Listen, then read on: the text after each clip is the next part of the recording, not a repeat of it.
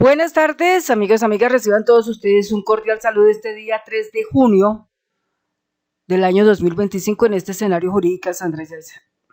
Bien, haciendo un recorrido en todo lo que ha pasado en el caso del juicio del expresidente Álvaro Uribe Vélez, en lo que va de la semana desde el momento en que se presenta Rodrigo Lara y anuncia a través de su testimonio que el senador Iván Cepeda Castro, como Piedad Córdoba, nunca tuvieron nada que ver con compra de testigos, nunca hubo esa situación de sobornos, nada de esa cuestión. Entonces, después de eso, se presenta el padre de Juan Guillermo Monsalve para, obviamente, destruir el testimonio del hijo. Pero este señor, el papá de Juan Guillermo Monsalve, estaba completamente libreteado. ¿Esto qué quiere decir? Que un día antes de ser contrainterrogado, ya el señor tenía presente las respuestas que debía dar de acuerdo a lo que le preguntaría el abogado de la defensa, Jaime Granados. Entonces, él le daba una respuesta que él ya la conocía porque un día anterior él fue grabado y ese testimonio, toda esa parte la mostró Daniel Coronel en uno de sus vivos, en uno de sus videos. Entonces, a raíz de esto, también se presenta Óscar Monsalve, hermano de Juan Guillermo Monsalve. Y también terminan diciendo mentiras. De hecho, tomaron una fotografía del papá de Juan Guillermo Monsalve y el hijo de Villegas, ¿sí? De Villalba, perdón, de Villalba. Entonces, ante esto, deciden poner una denuncia Miguel Ángel del Río, Iván Cepeda Castro y Reinaldo Villalba Vargas y víctimas víctima y representante de víctima. Pusieron una denuncia ante esto. Pues ya hemos visto que de los tantos testigos que han pasado, son 75, ¿no? Y los tantos testigos que han pasado por parte de la defensa de Uribe, la mayoría se han caído y han quedado registrados los falsos testimonios de ellos, incluso el falso testimonio del que hoy se está presentando o ya se presentó, que es el señor Samuel, por acá lo tenemos, el señor Samuel Arturo Sánchez Cañón, y ahorita hablaremos de él.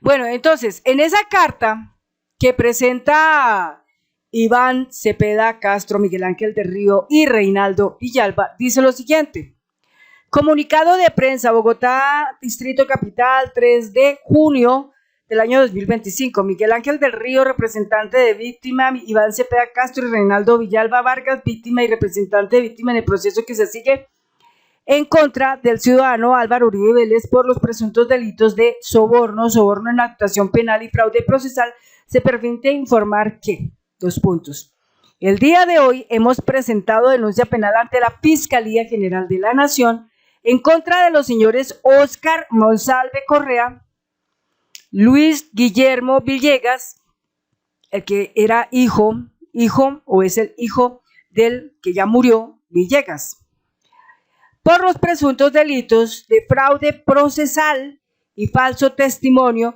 con ocasión de la declaración que el primero de estos rindió el pasado 20 de mayo como testigo de la defensa. En este caso, ¿quién? El papá de Juan Guillermo Monsalve.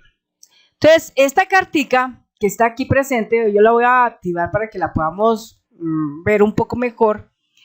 Vamos a abrirla un poco mejor. Aquí dice.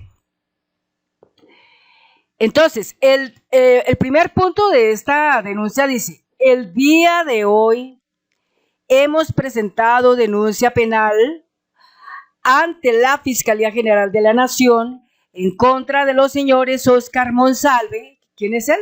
Hermano de Juan Guillermo Monsalve, y Luis Guillermo Villegas, ¿quién es él? El hijo de Villegas, un paramilitar muy amigo de Álvaro Uribe Vélez, que en todo el tiempo él ha intentado negar que lo conocía o que tenía asuntos con él, por los presuntos delitos de fraude procesal, algo que no termina aún, sigue gestándose, sigue evolucionando, sigue procesándose, como lo afirmó el exfiscal general de la Nación, Eduardo Montealegre, que por tal razón él pide que este juicio no tenga preclusión y avance, porque aquí existen crímenes de lesa humanidad y falso testimonio con ocasión de la declaración que el primero de estos rindió el pasado 20 de mayo como testigo de la defensa.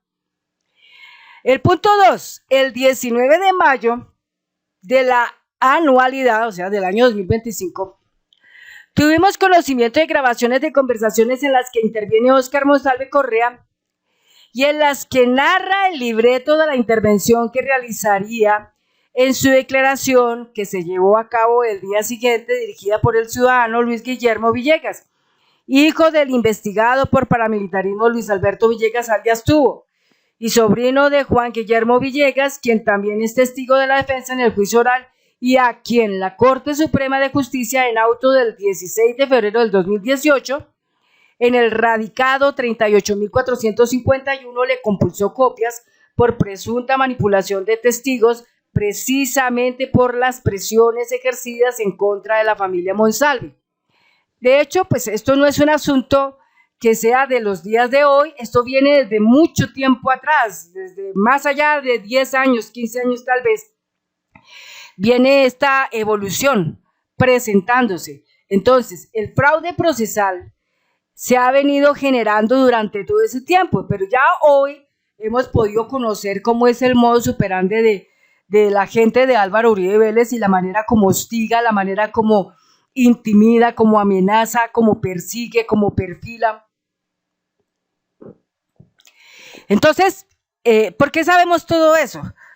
Porque si nos damos cuenta, una entrevista que se generó, esto fue exactamente el día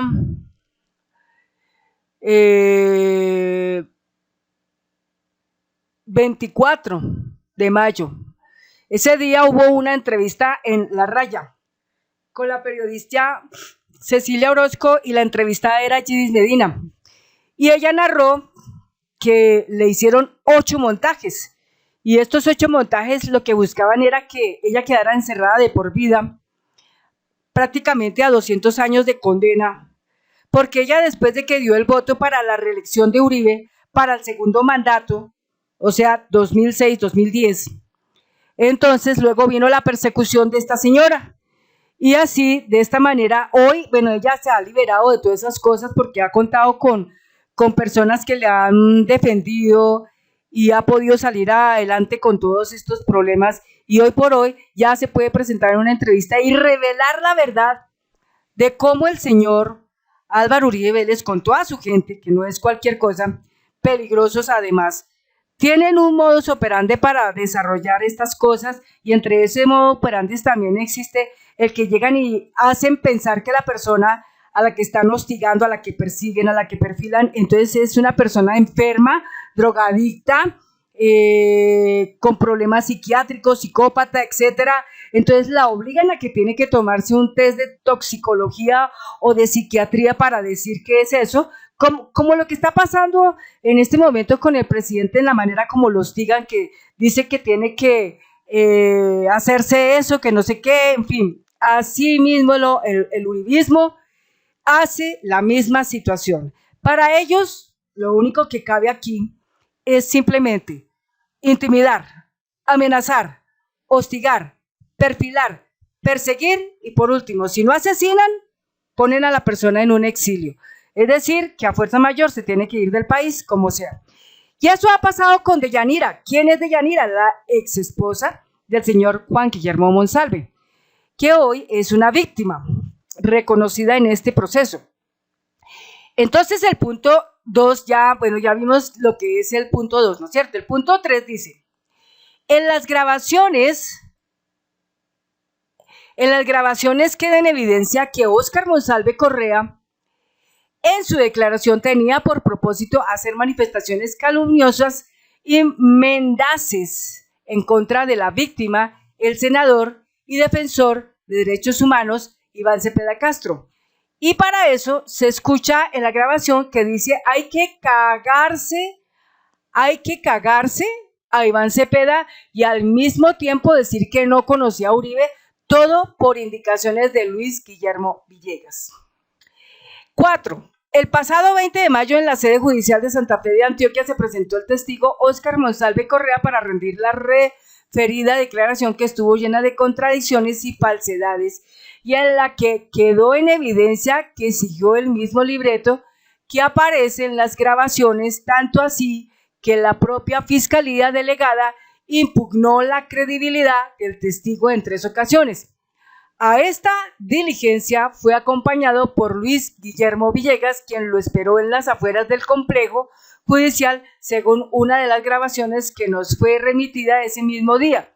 Óscar Monsalve Correa no entiende cómo pudieron evidenciar la presencia de Luis Guillermo Villegas si solo había forasteros, y reitera que sus manifestaciones fueron acordadas con este último. 5. Con esto queda en evidencia que Óscar Monsalve Correa faltó a la verdad en su declaración rendida en el juicio oral y que el Luis Guillermo Villegas buscaron no solamente hacer falsos señalamientos en contra de la víctima, Iván Cepeda Castro, sino favorecer los intereses del acusado y hacer incurrir en error a la administración de justicia. Entonces, como vemos acá, lo que ha dicho siempre el exfiscal Eduardo Montealegre, esto no termina, el fraude procesal continúa, se sigue perpetuando, sigue habiendo flagrancia en ello todo el tiempo. Las grabaciones, ¿dónde están esas grabaciones? Justamente en uno de los videos que transmite Eco Aneco, informante alternativo, influenciador, ¿sí? Él muestra las grabaciones en donde por acá tenemos un punto, por aquí, corté. En este punto, Óscar Monsalve, que es el padre de Juan Guillermo Monsalve, toma la información y la tiene presente como la debe decir. Luego, aquí vamos a parar un momentico y vamos a irnos a este punto.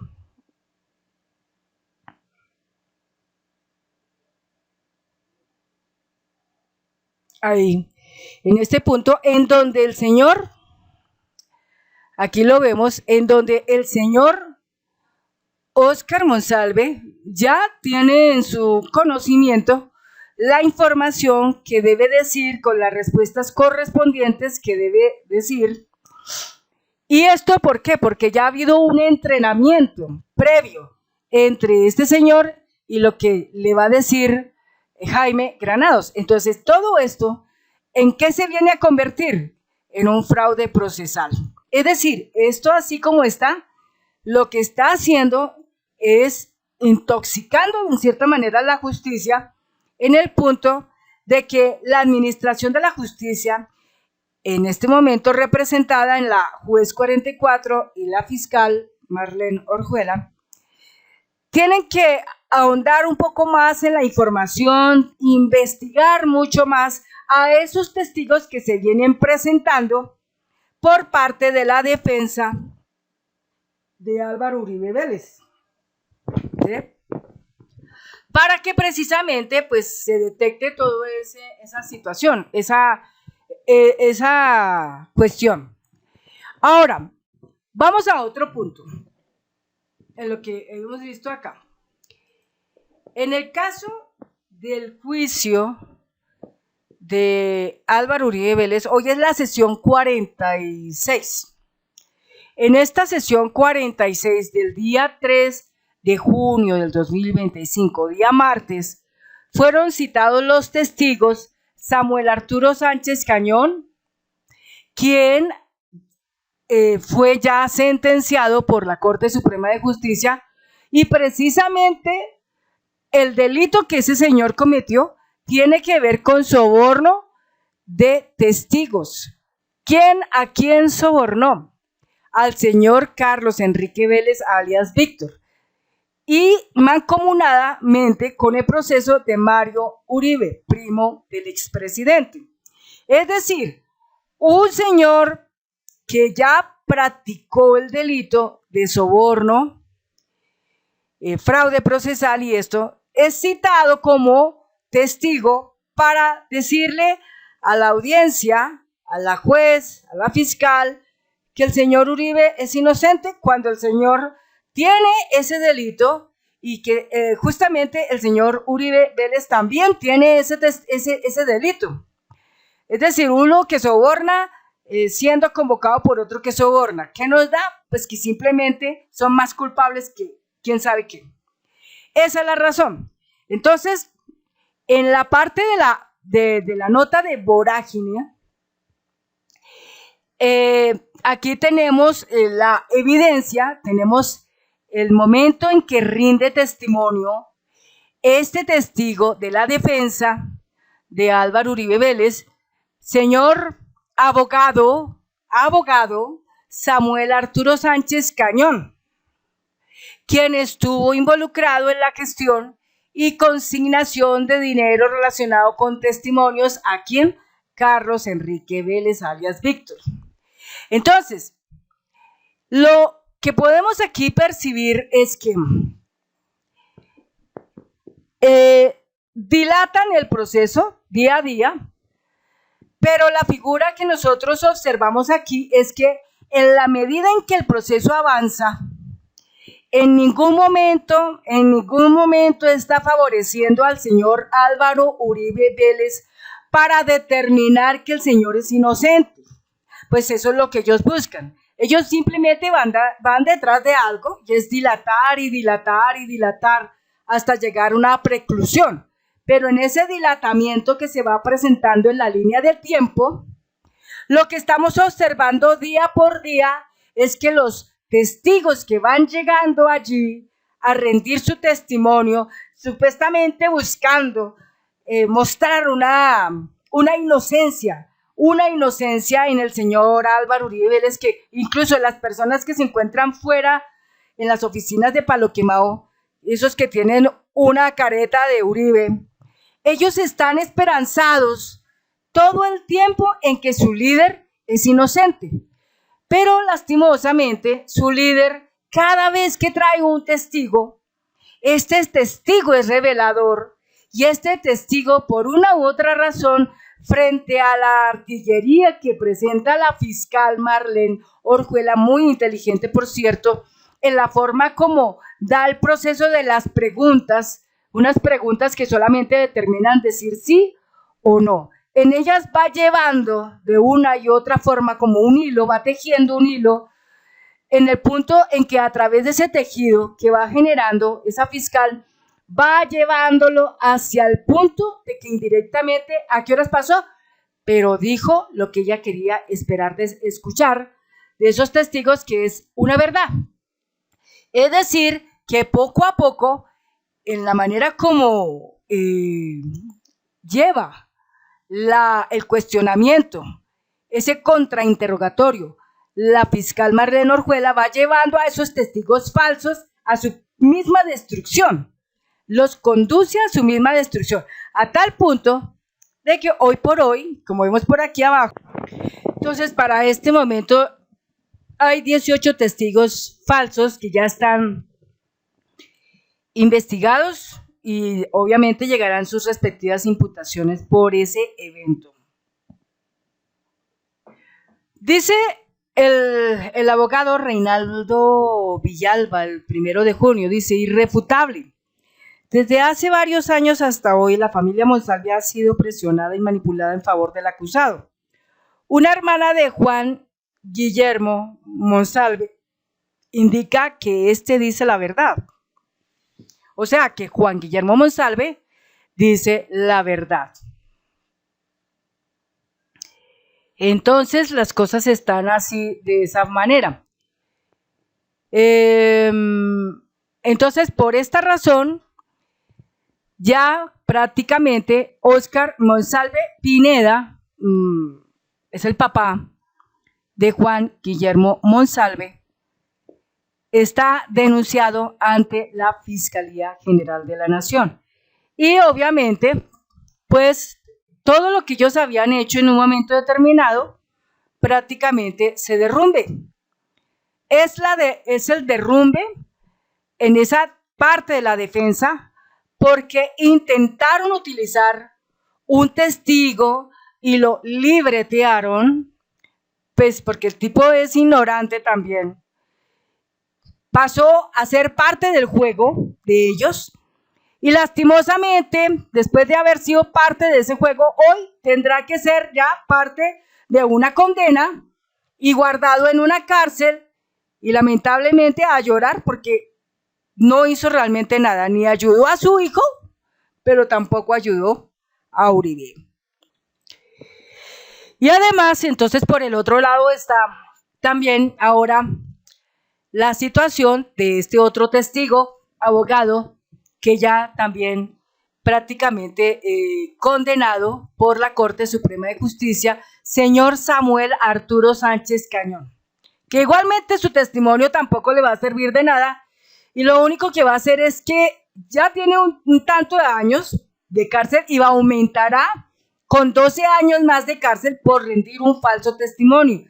Es demasiado delicado y si él como abogado lo sabe mejor que nadie, es delicado rendir un falso testimonio en una audiencia, porque si uno dice mentiras, pues simplemente la ley pesará sobre ellos y se aplicará y no habrá quien los pueda defender. El señor Uribe va buscando vertiginosamente en la línea del tiempo solamente dilatar el tiempo, pero tristemente no lo va a lograr. Y además porque el hermano de Juan Guillermo Monsalve, ¿sí? Juan Guillermo Monsalve, vamos por aquí a mirar. Entonces, por ejemplo, Óscar Monsalve Pineda, hermano de Juan Guillermo Monsalve, en el interrogatorio el día 30 de mayo,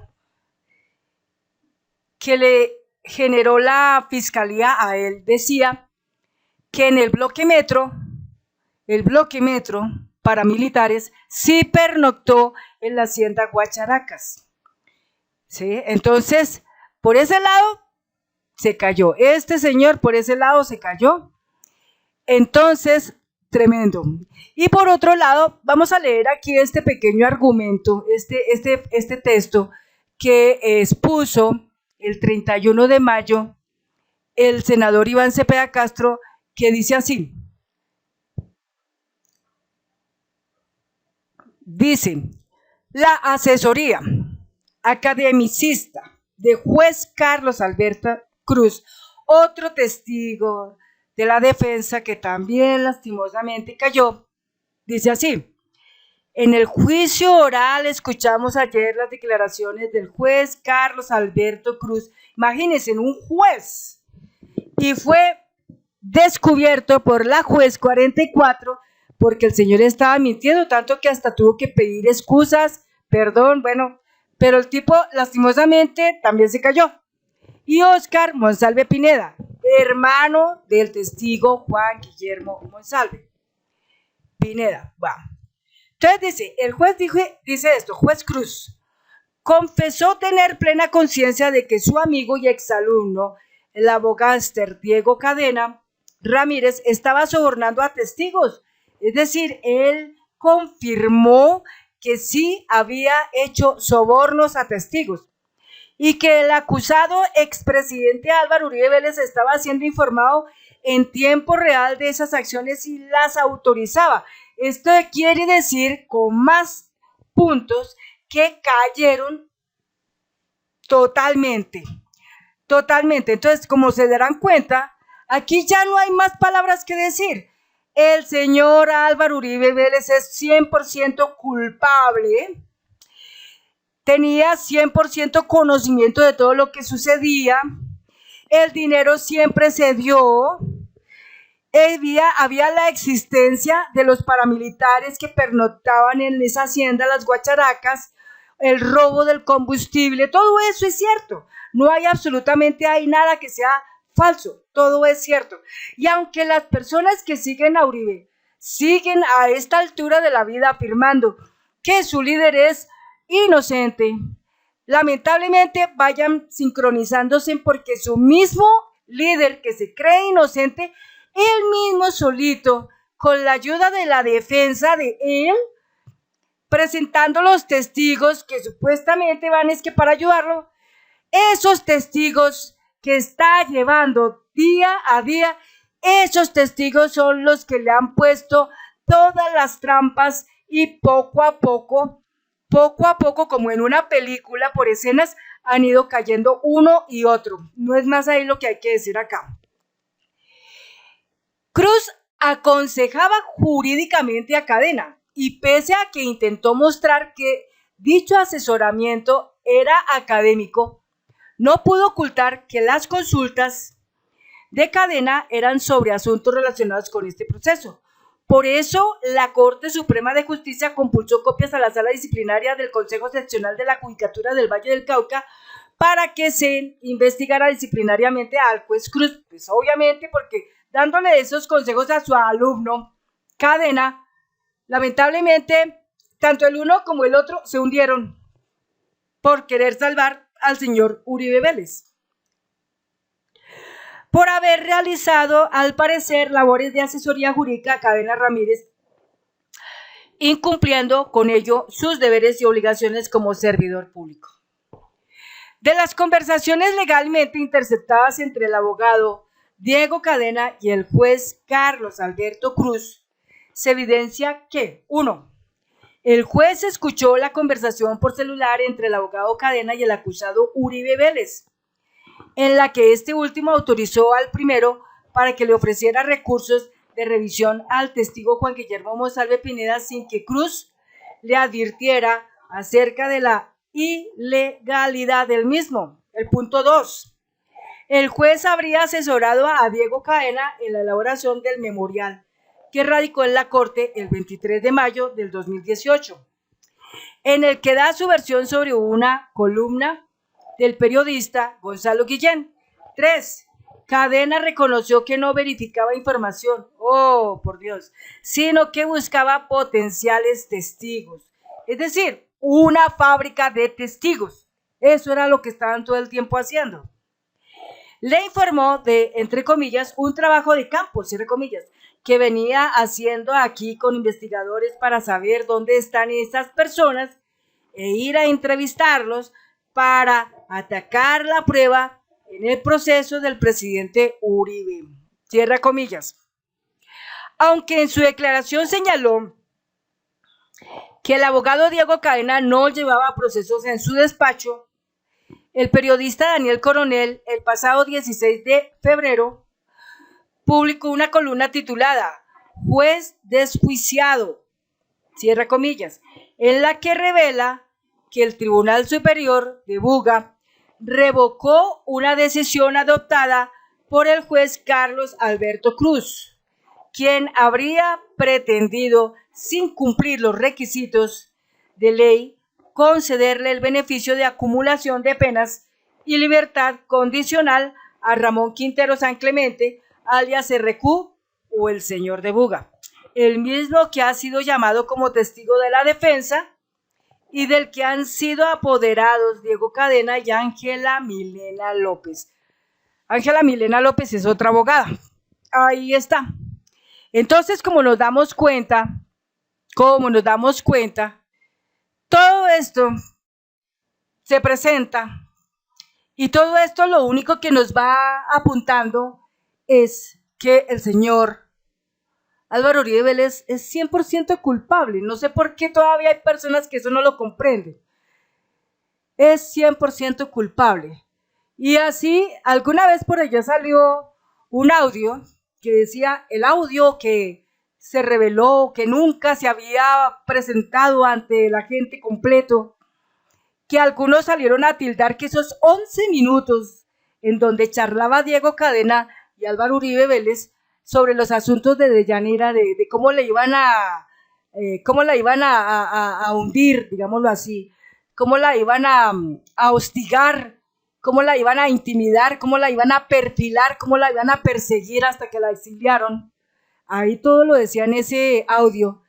Algunos salieron a decir que ese audio había sido desarrollado por inteligencia artificial. Pero si vamos más lejos y nos damos cuenta, pueda que el audio en algunas partes hubiera sido manejado con inteligencia artificial, pero lo que sí no se pone en duda es que la voz de Diego Cadena estaba presente en todo ese audio de 11 minutos. Todo en esos 11 minutos estaba la voz de Diego Cadena, que es inconfundible.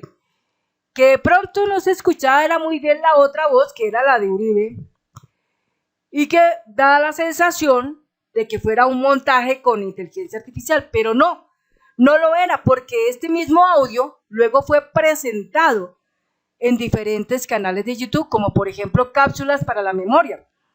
Es un video que en este momento lleva como más de 200,000 visitas, desde el momento en que se presentó hasta el día de hoy. Si son 200,000 visitas, entonces yo no considero que sea un audio que sea falso, al contrario, 100% verdadero, como el audio también último que presentó la juez 44, donde revela en ese audio las situaciones de una juez que llama a uno de estos testigos y en cierta manera lo hace caer para terminar diciendo lo que no tenía que decir, pero que lo dijo. Y que también, en cierta manera, la defensa cae.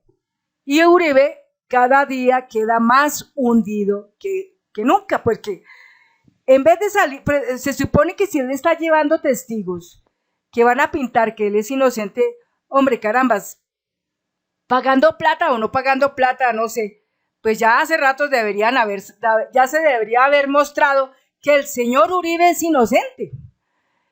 Con más de 18 testigos, ya debería decirse que el señor Uribe es inocente, pero no lo es. Es decir, día por día se va revelando más cosas. Entonces se ha vuelto interesante que sería interesante que todos esos testigos pasaran a ver de todos esos 75 cuál dice la verdad. De todos esos 75 testigos, cuál dirá exactamente la verdad real. ¿Cuál no pertenece a la fábrica de testigos? Entonces, hay testigos aquí que ya están haciendo esto. Hay testigos que ya también, por ejemplo, como el caso de estas señoras, las investigadoras del CTI de la Fiscalía, también fueron convocadas a rendir testimonio. Una de ellas se negó a hablar a lo que le preguntara Jaime Granados. Si se negó a decir algo a lo que le preguntaba Jaime Granados es porque sencillamente sabe que si dice mentiras y las mentiras las detecta la fiscal Marlene Orjuela, la señora se va derechito para la cárcel a pasar vacaciones en la cárcel durante 12 años por decir mentiras. Entonces todo esto es interesante verlo y vamos mirando que posiblemente en este juicio ojalá se pueda resolver antes del final de este mes de junio y se pueda resolver en el punto de que en cualquiera de esas audiencias, en cualquiera de esos días de las audiencias, se pueda mostrar en donde en alguno de esos testigos termine diciendo los crímenes que allí se cometieron y que viene a convertirse esto en crimen de lesa humanidad y por consiguiente que no prescribe. Bueno, amigos, amigas, hasta aquí llega el final de este video. Muchas gracias a cada uno de ustedes por su suscripción y por sus comentarios. Nos vemos en otro video. Hasta pronto.